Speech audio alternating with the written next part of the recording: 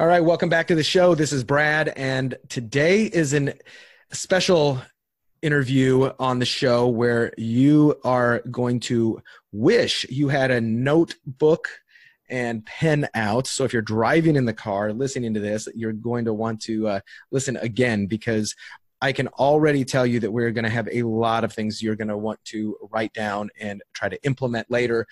But the good news is you're not going to have to take notes, because I am going to provide you a cheat sheet at the end of this interview. But that being said, if you are actively trying to get traffic and promote a product, a service, an offering of any type, then you're going to want to pay close attention, because I'm got a couple guests on the show today who are going to talk about a very innovative and effective way that they're using YouTube for themselves and with their clients to create just really relevant, high converting, and massive amounts of traffic for cheap.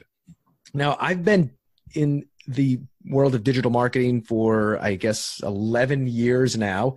I've had a lot of experts on YouTube marketing, and I've talked to a lot of people here on the show, and these guys are doing something that is unique and innovative and different, and I haven't heard about it. And if I haven't heard about it, there's a good chance you guys haven't heard about it, and they have agreed to pull back the curtain and reveal everything they're doing in a way that if you have any degree of proficiency in YouTube, you can probably pull this off as well.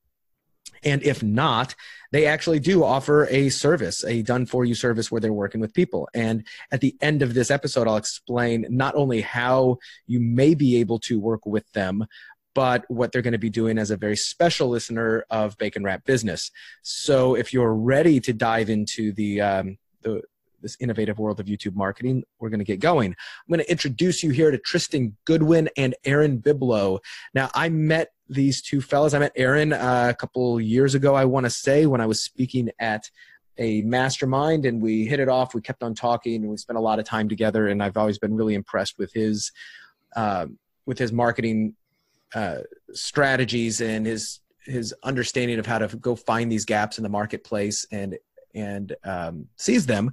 And he recently told me about this partnership that he's got with Tristan, who is just an absolute genius in understanding the YouTube algorithm and marketing and how to make it work better than most people have been able to figure it out just by throwing videos randomly up on YouTube, which I admit is what I've done. And so we have spent the past hour offline, not recorded, going into detail about what this is, just to make sure that it's as innovative as I thought. And guys, it is. So without any further ado, I want you to introduce you to Aaron and Tristan. Guys, welcome to Bacon Wrap Business. Hey guys, thanks so much for having us. I really appreciate being on the show. That's Aaron. And Tristan, you want to say hi to everybody? Hi, everybody. I don't talk too much. I'm the resident nerd, so I just kind of sit here and smile and nod. So nice. Hi. He's my ninja nerd. ninjanerd.com. I like that. I wonder if that actually exists. If not, that's a pretty good URL. All right. So before we dive into the exact strategy, give me a quick background on both of y'all's kind of general marketing and business entrepreneurial experience. Like where'd you guys come from? Sure. I'll start first. So again, I'm Aaron. I've been in the online digital marketing world for, 7 years now. Got my start working for another agency and built up a nice client list. And that was going spectacularly up until the company I was working with decided not to honor the commitments I made to my clients. So I said, this is never going to happen again. Helped them all get out of their contracts. And then one of them approached me and said, hey, we still want to work with you. You put us first. How can we get started? And then launched my own company. And since then, it's always been clients first and kind of serving them in whatever way was necessary. So mostly been doing search engine optimization, and then sort of through that learned that video is the way to go, and then found Tristan. And Tristan is the video ninja. And I've never met anyone that can, I guess, persuade YouTube to do what we want it to better than he can. So, and then Tristan, you have quite the story as well.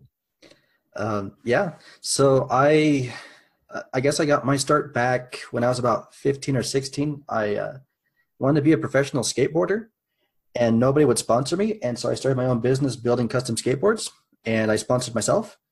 And it's kind of been that same story repeated ever since. I really got my biggest start back in about 2009.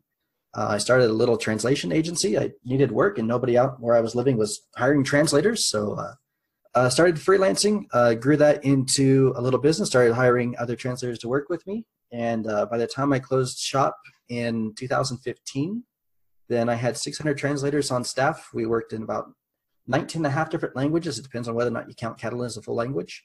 I'm fluent in English and Spanish, lived in Argentina for a couple years, and started doing YouTube videos just to kind of help some of my colleagues with like their websites and help them with, just some of the things that I had learned from, going from being a freelancer to an agency owner.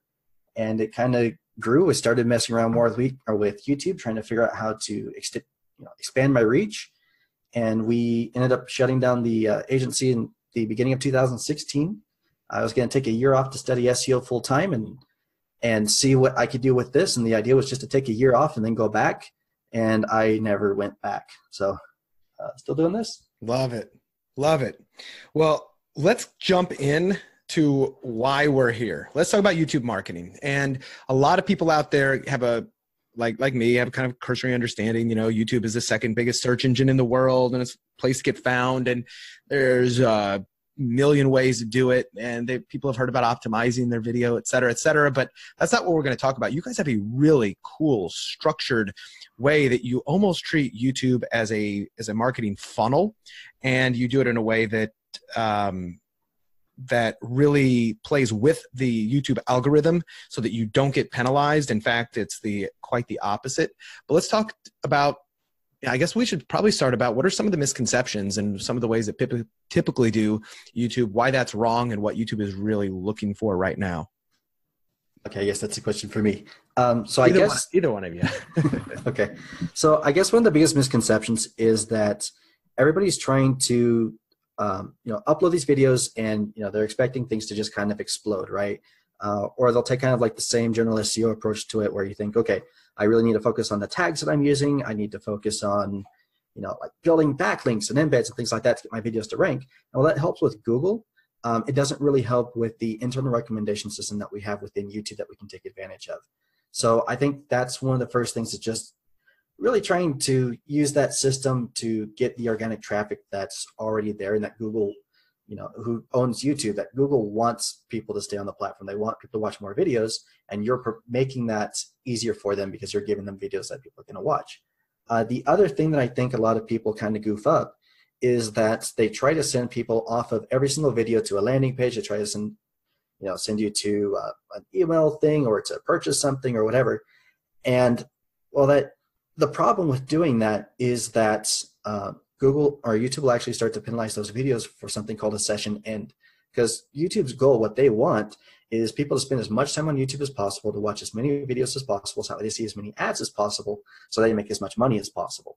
And so when you have a video that's directly intending to send people off of the platform, then it kind of cuts that system. It cuts that flow that they're trying to create, and then they'll stop promoting it as much.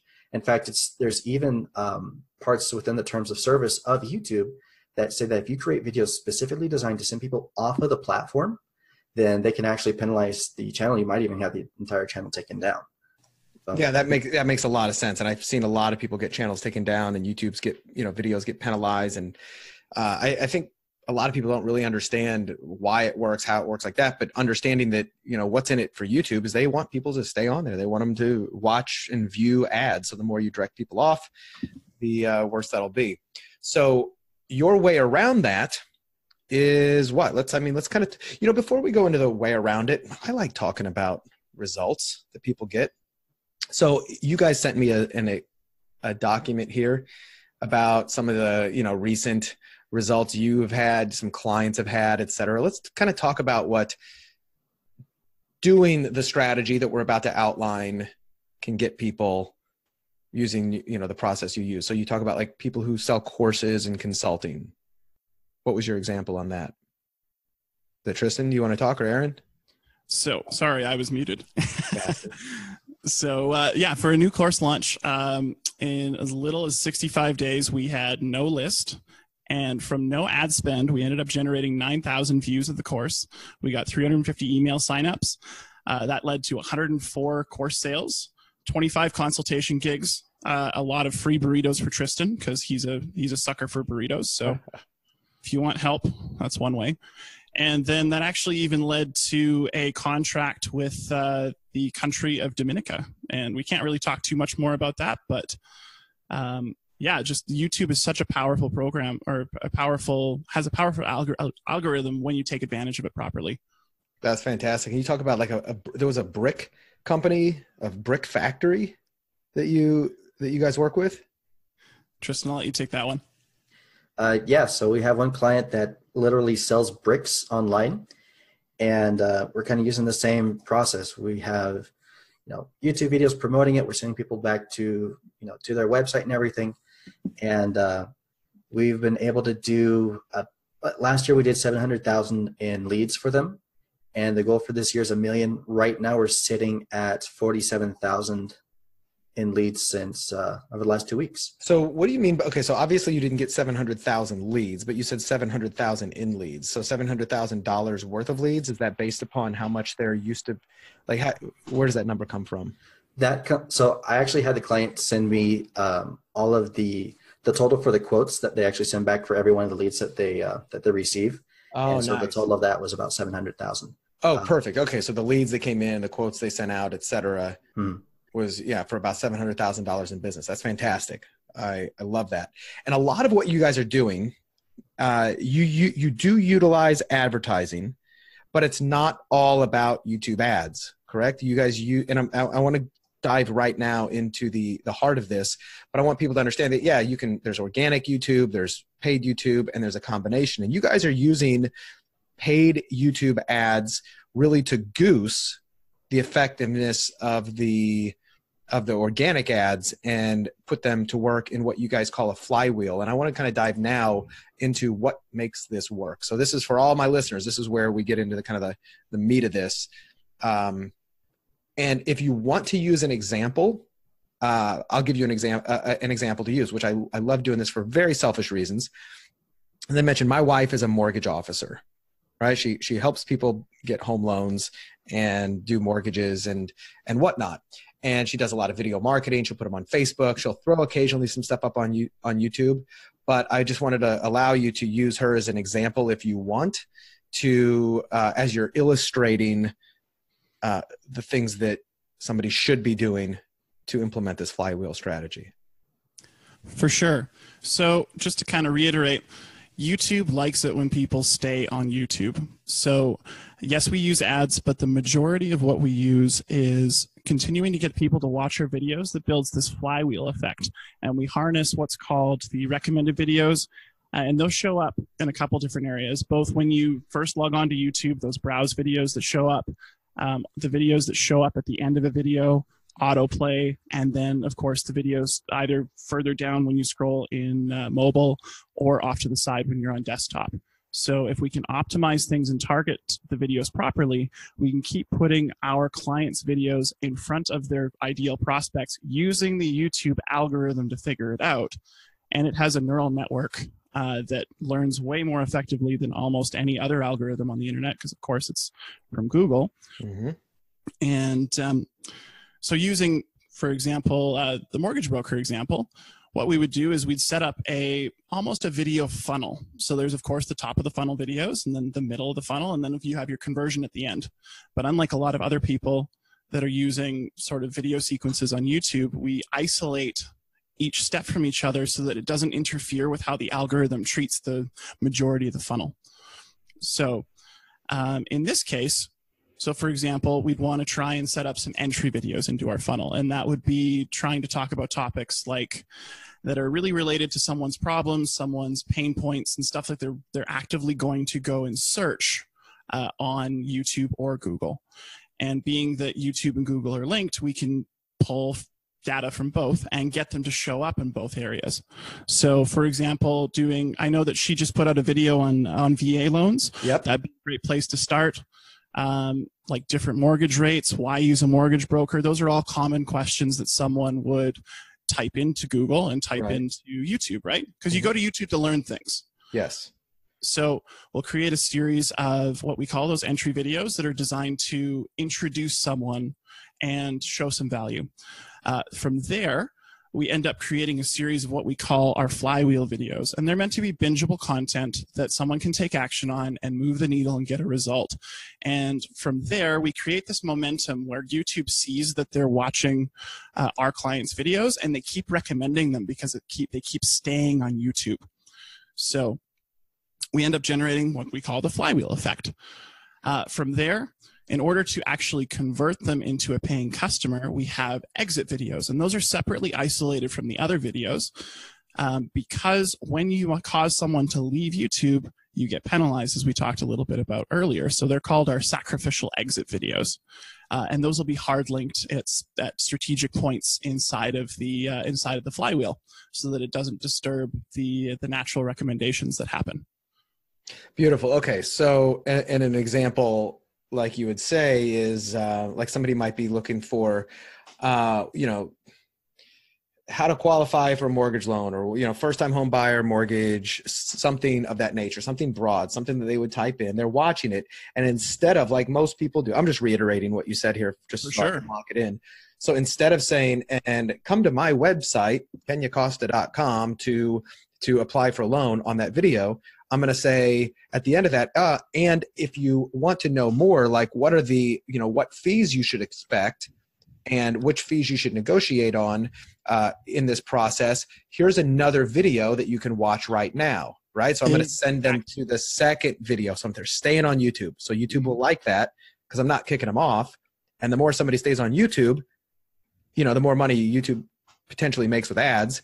Exactly. So now that second video, which is talking about, maybe it's a little bit more specific, and it's saying, okay, as a first-time home buyer, you're going to come across a whole bunch of different mortgage fees, and here's an example of all of them, blah, blah, blah, blah, blah. At this point, correct me if I'm wrong, I still don't necessarily want to send them off to my website, right? I want to send them to that call to action video. So even before that, ideally, you want them to watch somewhere in the realm of, it depends on the offer and the size of the offer, and of course the familiarity you need to build with them. Actually, a good example that Ryan Dice talked about is that you don't ask someone to marry you after the first date. Right. So you kind of want to go on a couple of dates first and then escalate things a little bit further and then escalate things a little bit further. So from that entry video, you want them to watch that first flywheel video. Then maybe you take them to the next thing, like the 10 things that you may need to make sure that you don't do when looking at your house. So stuff that could add value that's either directly related to your service or something that's complementary. And then you get them to watch 3 or 4 videos. And then at the end of that sequence, then you'll say, hey, I hope you got a lot of value out of watching the videos that you've watched so far. If you'd like to work together, jump over to this video and we'll talk a little bit more about how we can do that. And then that separate video is hard linked into the video we just watched, and they'll go there and it'll explain the offer. And then from there, you direct them onto the website or the order page or some sort of lead capture. Nice. Now on those second videos, first or second videos, like I'll continue to use my wife as an example here. Would you ever recommend maybe in the video itself, put like, this is when you're editing the video, not a YouTube feature, that you might put their website on there, like kenyacosta.com or something of that nature, to where they can see it and open up a new tab and click on it. And type that in. Or would you even totally leave that off? It really depends on who you're serving. Okay. Again, if it's a high ticket offer, we'd probably just leave that completely off because you haven't built enough familiarity. If it's something where you're responding to some sort of emergency service, like for example, someone really needs a loan right now and they've just decided off the first video that they want it, because there's always those people that'll come along and they're like, give it to me now, please. It could work, and we'll test to see if it works. Okay, cool. So it's probably a less risky, less egregious thing to kind of put it up on there as opposed to like clicking off. Love that. Definitely. Awesome. So, and to I always like to kind of resum these up, create the broader entry point videos, send those to content videos, and those content videos, like when you say it's a sacrificial video, it's a call to action. You're not trying to rank that one. You're just trying to get people to take action on there. I love that. If I'm just starting off, like if I don't have a big YouTube channel, if I don't have a lot going on and I want to start from scratch, and let's say it's her channel or anybody else's channel, are you using ads first to test and goose those videos early on just to kind of get the momentum going? And then how are you using remarketing? So yeah, we will occasionally use ads. They're really, really great because it gives you a chance to kind of test things. So you can test like thumbnails, impressions, and click-through rates and things like that. So I mean, you can get, thousands of impressions within the first 5 minutes, and that's just really great data. Sometimes you don't necessarily need them. Sometimes a video will just rank depending on the competition for the keyword and how well optimized that competition is. But yeah, typically what we'll do is we'll start off by running some ads to the video, and then using that, like I said, to test, to evaluate. And then as that video starts to gain watch time, as it starts to gain engagements, then we'll start to pull back on those ads because it's going to be generating that traffic organically. We don't have to pay for it. As far as retargeting and remarketing, then what's really cool about this is we can actually then retarget somebody who's watched that video. So for example, if we have an ad, about a specific type of loan, right? Then somebody searches for that keyword in YouTube, and then we can have that person watch that video. And when they watch the video, then we can then follow them, across different Google properties. So if they watch our video and then they go to Google and they look for something similar for any other keyword that we want to target, we can actually show up in front of that person again. And since they've already watched our video, and we can even set it so that way they only see our ads, for example, if they watch 30 seconds of the video or a minute of the video or a certain percentage. Mm-hmm. So that way that lead is then going to be significantly warmer than if it was just a cold click. And so by doing that, our conversion rates are significantly higher. And since we're actually feeding the ad robots the list of people that we want to target and when we want to target them, then our cost per clicks are actually significantly lower as well. So how significantly do you typically see? Typically about 60%. That's amazing. We've seen significantly lower than that too. So, wow. So I've got a buddy of mine who is a big affiliate marketer, for instance, and the only thing he's doing, or they're doing like normal, just like Google. Their whole strategy is do like branded Google search terms for that product, and then they're taking them to a basic review page, and then if the person buys the product using their affiliate link, cool. And if not, they're just retargeting them across Google and Facebook, right? Like that's really all they're doing. But I mean, their primary entry source of traffic is just Google PPC. So in this case, what he could do is he could take the same brand name product and go create some YouTube videos like product name review and product name versus other product name, and just create a handful of videos that might get some good traffic on YouTube. And number one, whoever watches those, and he could even run YouTube ads to those, right, to boost up the volume of people watching it. And if 5,000 people watch that YouTube video about that product name, then they don't take action, but then they go over to Google tomorrow, and then they type that product name into Google as they would have normally, and they see his ad, the same ad that everybody else sees who does it for the first time. The ones who've already watched that video, he has a potential to get like 60% or more cheaper cost per click on those Google ads. Is that correct? Yes, sir. That's exactly it. One example, talking about affiliate stuff is I do a little bit of affiliate stuff with YouTube. I sell gaming computers, right? Okay. And so you'll see a lot of like really, really expensive keywords, if you want to go just straight PPC for that kind of a product, right? But we're able to get that same 5,000 views on YouTube. Usually that would cost me about $50 as compared to, the $15, $20 per click that you'd be spending with just the normal Google traffic. So you're able to get a lot more traffic at a lot lower price. And then, it's just makes the entire process a lot easier and faster. So yeah, it definitely works for that. Beautiful. I love that. That is super powerful. And I know some people who, myself included, who will love putting that strategy into place. Let's talk about some of the other things that really matter. So I know that the general YouTube optimization matters from what you title the video and the thumbnail. Would you say that those are two of the most critical things? Because you got to get somebody to click on it. Title and thumbnail, is that where it really all starts? Yeah, that's definitely number one. And that's one of the reasons that we'll do some of that paid traffic in the beginning, because we want to see how people interact with the title, with the thumbnail. And Okay. so, we're looking for, a certain click-through rate with the thumbnail. We're looking for certain engagement rates. But yeah, so like if you want to get into the really nitty-gritty of it, like the actual white paper that YouTube released a couple of years ago, and just to give you an idea of how much fun it is to read this thing, the title of it is Deep Neural Networks for YouTube Recommendations. It's 8 pages long, and no joke, it took me 3 days to read it. Huh. It's not an easy read. And you're a ninja nerd. Yeah, I do this stuff for a living, and like it's kind of fun to watch. You see like all the other big YouTube optimization names out there, right? When this thing first came out, even they're like, okay, I had to like go and hire a consultant to explain these different things to me, because like there's just some really crazy stuff in there. But basically what this entire paper says is that when YouTube shows a recommendation for a video, then what they're doing is they are looking at a person's search history, they're looking at their watch history, and they're looking at their demographics. So that's why you typically won't see videos, even if it's a really popular video about a subject that you watch a lot of on YouTube. You're probably not going to see a video in Spanish or German or Chinese or something like that, simply because it's not within your demographics. Okay. But what they're doing is they're looking to see how people who have similar demographics and similar history as you interact with different videos.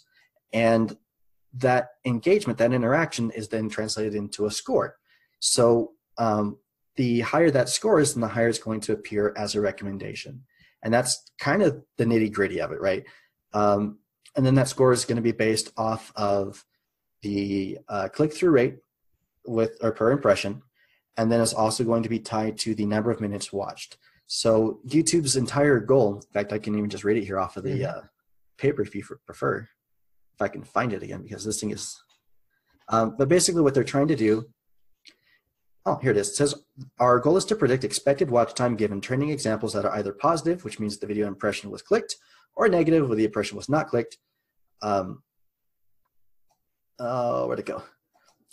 And so what they're trying to do is they're trying to generate as many minutes of watch time as possible per impression. And so the higher that number is, like I said, the higher you're going to rank, and that's primarily going to be based off of, or at least initially based off of the click-through rates, and that's your thumbnail, that's your titles, and that's like the first 30 seconds of your video. Okay. So, yeah, those are kind of key in order for all of this to work. A lot of people in my field highly recommend that you spend as much time working on your thumbnail and your title as you do on the video itself. So. Let me ask you about thumbnails. On the thumbnail, so there's a woman that I follow on like qualitatively how to do this stuff, Sunny Lenarduzzi. I don't know if you know who Sunny is, but and one of the things that she talks about is always having like a. And by the way, I don't think any of this works for everything, because I think it all depends. But one of her recommendations for best click-through rate is always having a face in the thumbnail, and the words and a face, sometimes like kind of an expressive face. Do you subscribe to any general templates like that? Or I think I read in one of the guides that you put out something about just go in and take a look at what everybody else is doing for that key. Like if it's more marketing automation, if that's my keyword that I'm searching for, who are the top 10 people who are ranking for that, and what thumbnails are they using, and then use one that you think will stand out. But do you have any general guidelines for thumbnail optimization on style? So I'm not a designer, and you don't want in my opinions as far as designing stuff. But what I would recommend is, definitely take a look and see what's being done right now, and then look for ways that you can improve upon that. A lot of times, like for a product review, we'll have a picture of the product in there instead of just a person's face, because really we're trying to almost tell the viewer what's going on in the video, what's going to happen in the video. and do that visually, because that's going to be the first thing that they see, and we only have a second to communicate that information to them. Right. And I guess if it's a personal brand and people, I'm trying to build my reputation of, hey, come listen to Brad talk about, wax poetic, I'm going to put my face in there. But if I'm advertising a physical product, a greens drink or something like that, I'm going to put that in there. Right. So you want it to be as congruent and relevant as possible while still eye popping. Yeah, and there are things that you can do with the image itself. So adding like a border to the image, or adding text to it, just something to make it a little bit more visually attractive and that calls people's attention. That's going to be a big help. Yep. Okay, perfect. The cards, exit screens, end screen notations, etc. What's some best practices on those? For your cards, then one of the things that you're going to want to do is you're going to want to look at your average retention time for the video itself. Okay. And that's something you can find in your analytics. And so what you want to do with your card is you want to kind of put that next card, or put a card to the next video or to a similar video, something else that's going to be relevant to the viewer of that video. You want to put that about 10, 15 seconds before that average drop-off takes place. And so what will happen is, somebody will be watching the video and they're thinking to themselves, okay, I'm getting kind of bored with this, I'm ready to look at something else. Then that card pops up and then they go, oh, okay, that's kind of interesting, I want to check that out too. And then they click over and then they watch that video instead of just leaving your channel altogether. So you're able to extend, it's called a session time. You're able to extend the session time of the viewer on your channel. You're generating more views, and those, that increased view time is also going to improve the estimated minutes watched, which comes from the click or from the impression. And so the YouTube robots see that, they go, oh, so somebody clicks on this video, and then they click on this video, and then they click on this video because of the the funnel that you're setting up with the cards and with your end screens. And that way, that first video, that one that's starting the session, is going to get promoted even more. I love that. And y'all, how important are the number of comments and engagement on the video like that to the effectiveness of that video? Are comments still a big point in the algorithm? So as far as like just straight up ranking, not really. It does help, but the nice thing about comments is that when you have people interacting with the video, you can go back and you can continue to interact with those commenters, right? So if somebody comments on your video, then you can go and you can reply to that comment. And then in order to see what you replied to their, to whatever they posted, they have to come back to that video. And then that's actually adding even more watch time to it. And one of the things that you can see when you look at your retention time is sometimes you'll see like little spikes, right, in the middle of the video. Okay. And what that means is that somebody's going back and watching that segment again, and it's happening quite a bit. And so Google really likes it when that happens, like YouTube loves it when that happens, because that means that you have a highly engaging video and people are literally coming back and watching the video again. And that's just a very, very strong, very, very positive signal. And so again, you're just going to pop up and rank even higher, and you're going to get suggested even more. I love it. I actually have one example of that where we took a channel that had 300 subscribers, 200 subscribers at the time.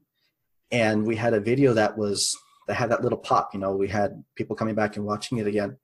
And so we go, hey, let's take advantage of this. We have a new video coming out. We're going to put a card like right after that spot, and we're going to promote this new video. And so that first video was already doing pretty good. It had like 50,000 views on it. So the second video, when we did that, and we kind of repeated that same process, we kind of repeated the things that would cause that spike. When we uploaded that video, within the first week, it had 100,000 views. We're like, wow, this is really cool. And it's because we're just seeing those spikes happening over and over again. And so that's been up for about a year, and we're going to be hitting 2 million views on it next week. Oh, that's brilliant. Yeah, so it definitely works. And that was a 5-minute tutorial in a video game. So no way. With all kinds of fun stuff. Oh, man. It's not even a popular video game. That's amazing. Mm-hmm. I love it when this stuff really works, and you guys have kind of figured out the this algorithm in a way that it's simple. It's not necessarily easy, but it's relatively simple to understand. And that's one of the things I really liked about this. At the same time, it looks like it can be kind of complex if you're a busy business owner, entrepreneur, et cetera, trying to do all of this stuff, do your Facebook advertising, and a million and one other things.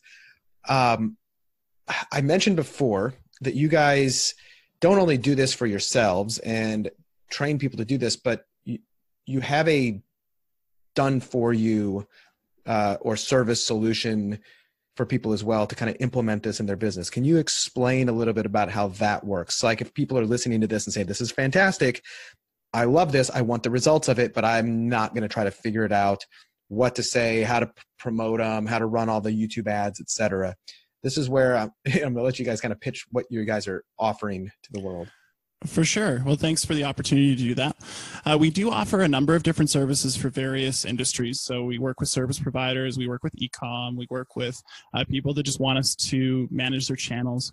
But the big thing that we're excited to launch right now is this video funnel that we were kind of alluding to at the very beginning of the show, and we call it our video flywheel system. And it's specifically targeted towards course creators, coaches, and high-ticket consultants. And the idea is that we're able to create that video funnel. And with how people are learning today and where people are going to learn information, YouTube just kind of makes the most sense to utilize as a platform. But what people aren't doing is they aren't utilizing it as a sales funnel yet. So we're able to build that funnel using those entry videos and build that momentum and create that flywheel effect and then spit them out directly to an order page. So it can actually substitute for an entire funnel. And we found it's actually even more effective because they're getting the FaceTime with you. They're building that familiarity with how we teach our clients to script their videos. They're moving the needle. They're experiencing a result. And we found that it's actually really effective at pitching high ticket services right out of the gate, just because you've built up that familiarity and trust and whatnot. So yeah, we're really excited to share that with the world. And we do have a bit of an offer specifically for your listeners. And nice. So do you want me to go into that? Hit it. I love All hearing right. what we can do. So specifically for the listeners of the Bacon Wrapped Business Podcast. Sizzling hot business advice, guaranteed to make you fat. Profits. Go ahead. And the sizzling offer we have is that we're actually looking to sponsor one of your listeners who we think is going to make an amazing hit it out of the park case study and do all of this for just the cost of ads. So how exciting is that? I love that. That's fantastic because this is not a cheap thing for people to do. There's a lot of work that goes into this. There is the video consulting and helping to script and understanding how to get quality content produced. So that's, you can't just throw something up there randomly and then hope, because there are structures to creating videos that are not only watchable, but that will lead to the next video in a way that makes sense. And then knowing what to advertise. So you guys will handle correct me if I'm wrong, the helping to script the video and helping to, create the framework for which videos should be done in what order, handle the ads, handle all of the optimization and everything else, right? That's exactly correct. We handle everything aside from shooting the actual videos themselves. And one of the questions we get often is, well, do I need high production value? And that's actually one of the biggest barriers to entry to YouTube marketing is, I don't want to go on YouTube because it's not. I just don't feel that my stuff is as polished. But just go take a look at Ty Lopez. Guy runs around with a phone in his hand and has a Lambo in his garage, and it's all dusty, and he talks about some books. And that's one of the most watched YouTube ads in history, and it's generated millions of dollars for him. So it's not a big deal with production value. So we take care of everything except for that, but that's not the hard part. Right. Well, that's awesome. And I love the fact that people can get the results of this without having to do it themselves. I know that that's one of the big things that in the past year or two that I've kind of really tried to adopt that mentality of stop doing it all myself and work with the people, partner, hire, do something with the people who can do it, because it's a lot quicker. And I love the fact that you guys are offering this. At the same time, I know that you don't have capacity to do this with hundreds of people, and the folks who are working with you, they are getting a lot of time and attention. So this is pretty exclusive. And guys, at this exact point, they don't have their website is coming up. This is something they've been perfecting behind the scenes, working with themselves, working with a handful of clients. This is not something out into the, the big general public. So you guys are getting first view before this gets absolutely saturated. And, Google, YouTube, like Google, et cetera, is for the most part, a winner-take-all strategy, and meaning that there's a first-mover advantage. The people who are trying to dominate certain keywords and search terms are going to have the lion's share of the results. And if you're in a competitive market, like mortgages that are competitive and real estate and certain types of marketing, et cetera, it really pays to get in, dominate quick and early before everybody else tries to figure this out. And by then, you've already got momentum and you're moving forward. I know that, myself, some of my clients, et cetera, we're going to be taking up some of the spots here that Aaron and Tristan are offering. So I encourage you to check them out. Now, if you want to take them up on this offer, did you already say the name of the website you set up? Is it videoflywheel.io/bacon? That is correct. It is videoflywheel.io/bacon. Cool. And comment on the spots you were talking about. Right now, we've got about 12 spots for people to work with during the launch. 3 of those spots are already taken, and those are not the ones that Brad is talking about his clients taking us up on. So we will have an application to be considered for not only the that sponsored spot, but also the just to work with us in general, because we want to make sure that if we're putting an offer out to the world, that it's an offer that's going to help people move forward in their lives and their business and all that stuff. I love it. And for everybody else, so if you really like this, if you've kind of taken notes, you may need to listen to it 16 more times, which is totally cool. It sends up my download numbers. Aaron and Tristan have provided me with a cheat sheet, a YouTube guide that kind of talks about this and the best practices in a laid out format. So it's going to be better than any notes you can take. And I've set up a very specific page that you can go download that for free. It is baconwrappedbusiness.com/YouTube guide. And there will be a PDF version of this and a lot of the things they're talking about, where then you can kind of go over it with critical eyes and say, yeah, I think this is something I want to either implement on my own or work with Aaron and Tristan to do with me and for me. That's baconwrappedbusiness.com/YouTube guide. And the videoflywheel.io/bacon, those will both be in the show notes. So wherever you're listening to this, you can just kind of click on that and check it out. Guys, I really appreciate you sharing this. I mean, it's been fun. Aaron, when you and I gotten together and you kind of told me about this strategy, I got it. I think I got 50 to 60% of it. But as I've talked to you gentlemen, I use that term very loosely. As I talk to you gentlemen about this, I feel as though I've got a really solid understanding of not only how it works, but why it works. So thank you for sharing so liberally with my audience. And thank you so much for giving us the opportunity to get this out to the world. We're excited. Fantastic. Go ahead. Top-notch listener base, and we're excited to work with some of you guys. I appreciate that. Now, for you guys listening, go take action on everything you've learned here. Go look in your own YouTube stuff, download, get in contact with Aaron and Tristan and download the YouTube guide. And if you are not already subscribed to the podcast, I want to suggest you do it for a couple reasons. Number one is this is one of the few last interviews I'm going to be doing. I'm going to dramatically scale back the number of interviews on the podcast that I do. And it's because I've got some content that I want to share with you about a completely separate line of thinking. So I'm going to be changing up the format on the show going forward quite a bit. I'm going to be talking a lot about my mental models, principles, lenses, and perspectives for success that have served me in very, very specific situations. And I'm going to start sharing those on the show. It's going to be a completely new format. I will sprinkle some interviews in as I get them, because the types of interviews I like to have the most are the types of interviews you're listening to now. They are actionable, tactical, and strategic insights that I can use, my listeners can use, I can put to work with my clients.